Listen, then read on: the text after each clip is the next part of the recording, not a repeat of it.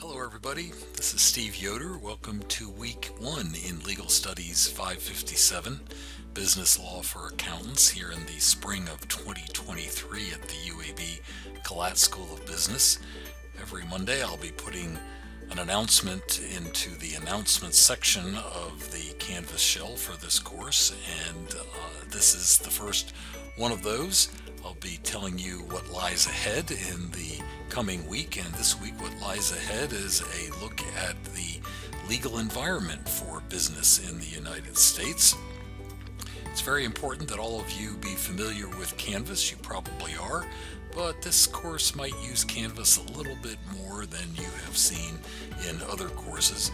And please be sure that you are ready for a 7-week course and that you're ready for online learning. You probably are ready for both of those things. In each module, there will be a set of learning activities. For example, we are looking in this particular week, this first week of the course, at the learning activities for the legal environment of business. And if you clicked on that, this is what you would find, including some class slides that I highly recommend to you because they will help you narrow down what items are considered most important for the 3 exams. The legal environment of business is based on the concept that we follow the rule of law, that laws are written to be enforced and that no one is above the law.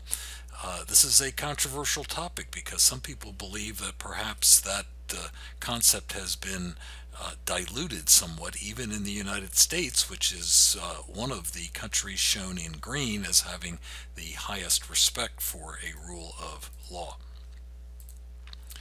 You've seen this graphic in the introduction to the course. The top boxes are the ones we will be focusing on because those are the boxes that the CPA examiners believe are most important for accountants and CPAs to know.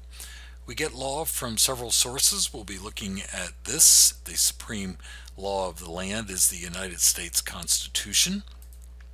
And the courts get to decide what is and is not constitutional, and if at any time they decide something passed by Congress was not in accordance with the Constitution, that law gets struck down, and that very nearly happened in 2012 when the Affordable Care Act was brought before the Supreme Court and its constitutionality was questioned. Another basic principle in the American legal system is that we follow a case once it's been decided, but sometimes the Supreme Court violates even that basic principle, and that happened in the so-called Dobbs versus Jackson Women's Health Organization case in 2022 when the Supreme Court declined to follow its precedent from Roe versus Wade about 50 years before and said that a law that greatly restricted a woman's right to abortion could be upheld, was not a violation of the Constitution. Here's your first extra credit opportunity for 2 points added to your first exam. Do a quick Google search and tell me what the exact name of the law was that President Biden relied upon to declare on his own, without any input from Congress, that student loans should be forgiven. The Supreme Court heard those arguments just a couple of days ago as I'm recording this on February 28, 2023. But this is another example of the courts stepping in and looking at a law that was made, in this case by the president, and deciding whether or not that law should be enforced. Great powers to the courts in the American legal system. Looking ahead, all of you will be asked to introduce yourselves using the VoiceThread technology. There's a full explanation of that in Canvas.